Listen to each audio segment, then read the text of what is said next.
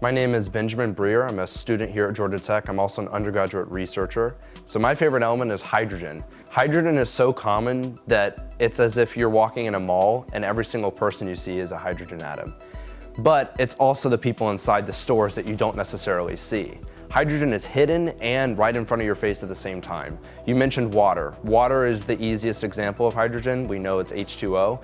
But then there are much more interesting examples, which is where I kind of get a little biased with my research. Jupiter, the largest planet in the solar system, is almost star-like because of the amount of hydrogen it has and the type of hydrogen it has.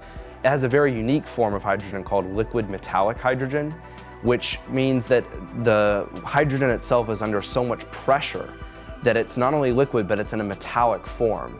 And so we think about hydrogen as a gas, but you have to assume and you have to think about hydrogen being metallic-like and liquid. Bohr came up with this model, the atomic model of hydrogen, and he assumed that the electron exists at a fixed location away from the positively charged nucleus, and that because it's at a fixed location, there's a fixed distance. The interesting part is that his model was wrong. And I think that speaks to how failures in science can become successes down the road. What we didn't know was that you can't make that assumption. And so what ended up happening is Bohr got his Nobel Prize, and then more work was done, and when they tried to fit the spectral lines based off of his model onto other atoms, they realized it wasn't adding up. And so essentially we learned, oh, electrons aren't in fixed locations. In fact, we don't know where electrons are.